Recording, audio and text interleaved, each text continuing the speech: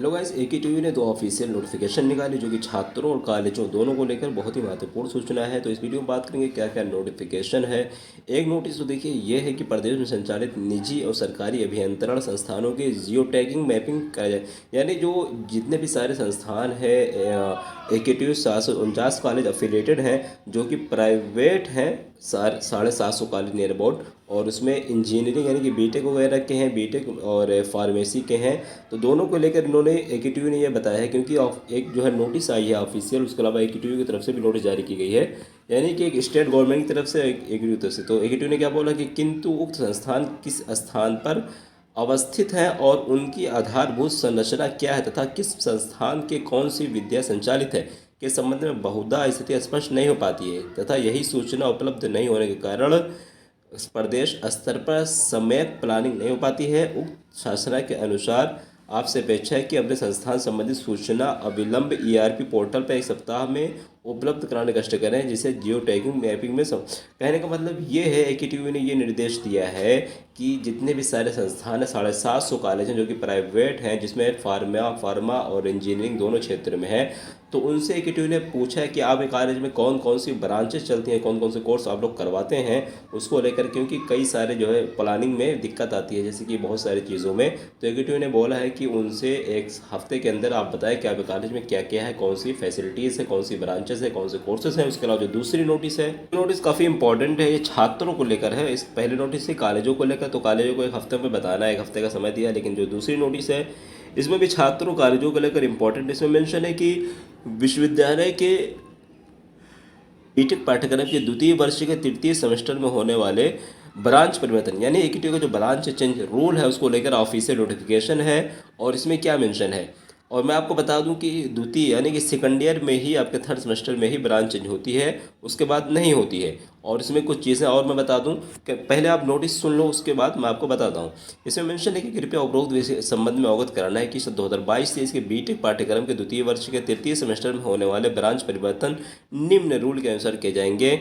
आगे मेंशन है कि BTech student except BTech biotechnology and BTech agriculture engineering who are promoted to their semester are eligible to apply for change branch after। कहने का मतलब ये है कि बीटेक के में जो बायोटेक्नोलॉजी और एग्रीकल्चरल के हैं उनकी ब्रांच चेंज नहीं होगी after completed the first semester the course. ठीक है, फर्स्ट सेमेस्टर के बाद उनकी ब्रांच चेंज नहीं होगी। The following rules will be applied for change of branch as mention ordinance, यहाँ नीचे दिया गया है। और 18-19 वाला ऑर्डिनेंस आप देख सकते हैं अगर आपको देखना है। ठीक है, बीटेक के लिए आगे मेंशन है कि चेंज ऑफ ब्रांच में be allowed only against the vacant seat in the third semester as per the university regulation. कहने का मतलब है जितने सारे वैकेंट सीट होगी उसी के अकॉर्डिंग जो है, जो कॉलेज में नोटिस वगैरह जो है उसी के हिसाब से आपका जो है वहाँ पे रूल लागू होगा। मेंशन है कि maximum number of student permitted to change the branch 25% ही ब्रांच चेंज कर सकते हैं। जैसे कि अगर 100 स्टूडेंट है तो उसमें से 25 बच्चे ही ब्रांच चेंज कर सकते हैं। आगे मेंशन है कि newly admitted re admitted in first year और रिस्पेक्टिव ब्रांच। और आगे mention subject to the strength of the class not decreasing below 75% of intake. कहने का मतलब ये है कि जैसे जो इनटेक यानी जो टोटल सीट है उसका 75% प्रमोटेड और रेगुलर वगैरह सब कुछ मिला के रहेंगे, लेकिन 25% ही बच्चे अपनी ब्रांच चेंज कर सकते हैं। ऐसा नहीं कि सभी के सभी लोग अलाउ है, सभी लोग अलाउ नहीं हैं, यानी 25% से ज़्यादा लोग ब्रांच चेंज नहीं कर सकते। उसके अलावा इन सेकंड सेमेस्टर यानी कि in second year third semester a student with minimum 6.5 GPA or higher in first year without carryover paper and has passed all, यानी कि जो स्टूडेंट है उसको 6.5 GPA होना चाहिए फर्स्ट ईयर में, और या फिर उससे ज़्यादा होना चाहिए। All the subject in single attempt, एक ही अटेम्प्ट में उसने क्या किया, क्लियर कर लिया और वही एलिजिबल है। उसके अलावा री एडमिटेड स्टूडेंट और एक्स स्टूडेंट लेटर स्टूडेंट ये एलिजिबल नहीं है। ठीक है, उसके अलावा ब्रांच पॉइंट नंबर 4 है कि branch change in second year shall be made only against clear vacancies in particular branch vacancy. जैसे कि समझाया कि जो टोटल ब्रांच है इनटेक उसमें से पहले इसको घटाया जाएगा, रेगुलर और री एडमिटेड को घटाया जाएगा। उसके बाद जैसे इनटेक अगर मान लीजिए 100 ब्रांच है, 70 मान लीजिए 60 सीट है तो 20 अगर रेगुलर हो गए, 10 री एडमिटेड हो गए, 30 तो 30 सीट बची। अब 30 में से 25% ही जो उसमें एडमिटेड हो सकते हैं बच्चे, यानी जो टोटल सीट है उसमें से घटाया जाएगा पहले, उसके बाद जो है वही 30 में से ही वो लोग ले सकते हैं, जो मतलब जो 30 सीट बचेगी उसी में से वो लोग ले सकते हैं। बाकी 30 सीट पहले ही रेगुलर के लिए और रीएडमिटेड के लिए ये क्या रहेगी, फिक्स रहेगी। आगे मेंशन है यहाँ पे कि vacancy share be calculated in every branch semester after 7 days after the declaration of the first year main result. उसके अलावा 8 अक्टूबर 2022, तो इससे बहुत डिले हो चुका है, इससे कोई मतलब नहीं है। Any change in the result after carry over examination shall not, क्योंकि 8 अक्टूबर को रिजल्ट आया, 7 दिन उन्होंने समय दिया, तो 7 दिन का अब तो 1 महीना हो गया है, ठीक है। आगे मेंशन है कि fee waiver category student shall be eligible for branch change only against the approved intake for fee waiver in a particular branch. यानी फी वेयर स्टूडेंट की ब्रांच तभी चेंज होगी जब जब जो है जिसमें वो जाना चाहता है, जिस ब्रांच में अगर फी वेयर की ही सीट खाली होगी तभी वहाँ पे होगी, अदरवाइज नहीं होगी। ऑल नास। उसके अलावा यहाँ पे आगे मेंशन है कि तो इससे रूल यार बहुत बहुत लंबा है, मैं आपको वही जो पॉइंट है मेन में वही समझाता हूँ। Branch in shall not be permitted to any course where regular plus COP greater than 1। और यानी कहने का मतलब यह है कि अंडर नो, अब इसमें देखिए शैल भी एक्सेप्ट वही स्टूडेंट एलिजिबल, मतलब ये है कि ऐसा नहीं है कि रेगुलर और जो री एडमिटेड स्टूडेंट है उससे ज़्यादा कहीं ऐसा ना हो कि सभी लोग अप्लाई कर दें। तो जितनी सीट है पहले रेगुलर और री एडमिटेड को जो है जोड़ा जाएगा, उसके बाद जो सीट बचती है मतलब जो टोटल सीट है उसी के अंडर में होगा। ऐसा नहीं कि जो है जैसे 60 सीट है तो अगर कोई ब्रांच चेंज करना चाहे तो उसको बढ़ा के 70 कर दिया जाएगा, ऐसा नहीं होगा, ठीक है। आगे मेंशन है कि branch in second year shall be strictly in according with the merit list prepared by the college university basis of YGPA obtained student first year. कहने का मतलब ये है कि इसमें YGPA मेरिट के हिसाब से आपकी ब्रांच जिसकी ज़्यादा होगी। In case the more than one student A class have same, यानी कि अगर सेम YGPA हो जाता है तो आगे क्या होगा, the student have secured a greater number of higher grade shall be placed higher merit.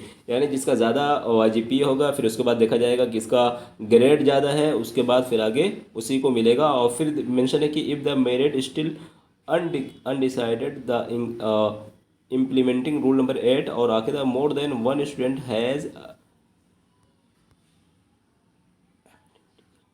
identical grade in all subjects, then the student securing higher percentage of marks in first year shall be placed higher in the merit। कहने का मतलब ये जैसे मान लीजिए किसी 20 लोगों ने अप्लाई किया, अब 20 में से 5 स्टूडेंट का 5 ही सीट खाली है, जिसमें से पाँचों का YGPA सेम हो गया, तो उसमें क्या पहले YGPA देखा जाएगा, उसके बाद जिसका YGPA ज़्यादा होगा उसको अलाउ करेंगे, उसके बाद फिर उसको ग्रेड देखेंगे, ग्रेड भी अगर बराबर हो जाता है तो फिर उसके बाद उसको क्या करेंगे, परसेंटेज देखेंगे, परसेंटेज के बाद ही उसको जो है जिसका परसेंटेज ज़्यादा होगा उसी को अलाउ करेंगे। यानी कि जैसे मान लीजिए किसी का YGPA सेम है बट परसेंटेज किसी का 66 है, किसी का 70 है, किसी का 69 है, तो 70 वाले को पहले लेंगे, फिर 71 वाले को लेंगे, 70 वाले को लेंगे, फिर 69 वाले को, फिर 68 वाले को। इस तरीके से जो है वहाँ पे रूल लागू होगा।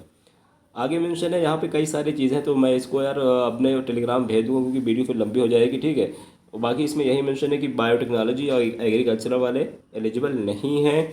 और अगर in case student has applied for revolution scrutiny higher his her marks of first year second year and the result has not been declare in the till the time of change of branch, then कहने का मतलब ये है आपका जो जब आप branch के लिए अप्लाई करते हैं ब्रांच चेंज के लिए, तो आपके सारे रिजल्ट आ जाने चाहिए। अगर चैलेंज वगैरह डालें तो आप वो लोग एलिजिबल नहीं होंगे। और branch change facilities is not applicable the student admitted BTech agricultural और बीटेक बायोटेक्नोलॉजी, जो बायोटेक वाले और एग्रीकल्चर वाले एलिजिबल नहीं है, अलाउ नहीं उनको किया है।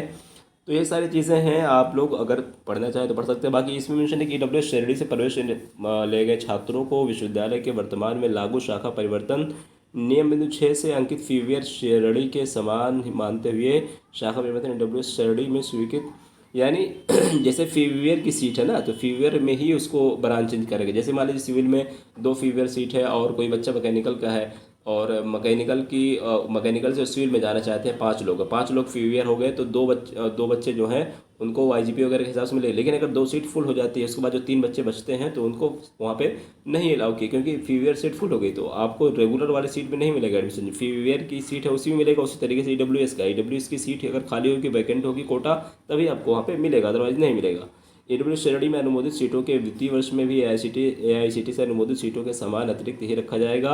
EWS श्रेणी की गई सीटों की गणना अन्य किसी भी प्रकार की किसी अन्य श्रेणी शाखा परिवर्तन की प्रक्रिया में न सम्मिलित की जाए। कहने का मतलब है कि EWS वाले को ही EWS में दिया जाए और शेष शाखा परिवर्तन के नियम यथावत रहेंगे, शेष वैसे ही रहेंगे। अतः आपसे अनुरोध के उक्त के अनुसार ब्रांच परिवर्तन का संलग्न प्रपत्रों के प्रत्येक दशा में हस्ताक्षरित कर अधोहस्ताक्षरी की ईमेल coeoffice@equity.ac.in पर दिनांक 15 नवंबर 2022 को शाम 5 बजे तक तथा हस्ताक्षरित हार्ड कॉपी 17 नवंबर तक छात्रों के आवेदन कहने का मतलब जितने लोग अप्लाई करते हैं, जितने लोग जो है इच्छुक हैं पराचंदी को लेकर, तो कॉलेज को क्या करना है, इसको मेल करना है। पहले आपका कॉलेज नोटिस निकालेगा, लेकिन फिर जितने बच्चे हैं अप्लाई करेंगे फिर आपका कॉलेज coeoffice@equity.ac.in पर 15 नवंबर तक भेज देगा। उसके बाद हार्ड कॉपी भी 2 दिन के बाद यानी कि 17 तक भेज देना है। तो यही सारी चीज़ें यहाँ पे फॉर्मेट वगैरह फॉर्मेट दिया है, इस फॉर्मेट में कॉलेज आपका भेजेगा। ठीक है, तो फॉर्मेट वगैरह आप चाहें तो यहाँ से देख सकते हैं, यहाँ से डाउनलोड कर सकते हैं। मैं आपको लिंक इसका पीडीएफ का या पीडीएफ ही मैं अपने टेलीग्राम पे डाल दूँ। टेलीग्राम चैनल का नाम है इन्फोटेक एंड रिसर्च। उसके अलावा बच्चे मैं आपको बता दूँ, आप लोग जो जो जो बच्चे हैं जिनका बैक वगैरह लग गया है, मैं एक बार अच्छे से समझा देता हूँ। जैसे मान लीजिए आप ब्रांच चेंज करना चाहते हैं, तो आपके लिए सबसे पहला तो ये है कि अगर बायोटेक वाले हैं एग्रीकल्चरल तो उनका वो लोग अलाउ नहीं है। ठीक है, दूसरा है अगर मान लीजिए आपका कैरियर है या फिर आपका CGPA 6.5 से कम है तभी आप एलिजिबल नहीं है, तो उसके लिए ब्रांच चेंज के लिए ये जो बेसिक कंडीशन ये है कि आपका बायोटेक और एग्रीकल्चरल को छोड़ के आपका CGPA 6.5 या फिर आपका नो बैकलॉग होना चाहिए, फर्स्ट अटेम्प्ट आप क्लियर कर लिए हो और आपका रिजल्ट डिक्लेयर कर लिया गया हो। यही सारी कंडीशन है, बेसिक है। उसके अलावा AWS और फी वेयर कैटेगरी के बच्चों को फी वेयर और AWS कैटेगरी में ही अगर सीट वैकेंट होगी तभी एलिजिबल हैं, तभी अप्लाई कर सकते हैं, अदरवाइज आपको नहीं मिलेगी। उसके अलावा अगर 25% से ज़्यादा बच्चे अप्लाई करते हैं, यानी कि 100 में से अगर 100 सीट है तो उसमें 75% रेगुलर और प्रमोटेड जो बच्चे हैं और जो रीएडमिटेड हैं या इससे हैं वही लेंगे। बाकी 25 सीट जो बचती है उसी में ही आपको एडमिशन मिलेगा। उससे ज़्यादा अगर सीट फुल हो जाती है तो फिर आपका वहाँ पे जो एप्लीकेशन है वो रिजेक्ट कर दिया जाएगा। यानी कि 25% ही सीट केवल जो है ब्रांच की चेंज कर सकते हैं, 25% सीट ही अलाउ है ब्रांच चेंज को लेकर। तो यही थी अपडेट। उसके अलावा कोई डाउट हो हमें कमेंट करके पूछ सकते हैं। आई होप वीडियो अच्छी लगी, लाइक कमेंट सब्सक्राइब शेयर जरूर करें। बाकी रिजल्ट को लेकर आप लोग पूछ है तो रिजल्ट चैलेंज का COP का अभी तक आया नहीं है। बाकी अगर कोई अपडेट मुझे मिलती है तो मैं इन्फॉर्म करूँ, क्योंकि बहुत ज़्यादा डिले हो गया है। हमने ट्वीट भी किया है EQT को, बट अभी तक कोई रिस्पांस नहीं है। आप लोग चेक करते रहिए, क्योंकि ऑफिशियल नोटिस नहीं आती है COP की या चैलेंज की, तो आप लोग रेगुलर चेक करते रहिए। कोई अपडेट मुझे मिलती तो मैं आपको इन्फॉर्म करूँगा। आई होप समझ गए होंगे। कोई डाउट मुझे पूछ सकते हैं, इंस्टाग्राम टेलीग्राम वगैरह पे भी पूछ सकते हैं। और आप लोग अगर और भी डाउट है, नहीं समझ में आता, तो आप हमारी मेंबरशिप ज्वाइन करके वहाँ पे ज्वाइन करने के बाद मेंबरशिप सेक्शन में आपको मेरा नंबर मिल जाएगा, डायरेक्ट मुझे कॉल से बात कर सकते हैं।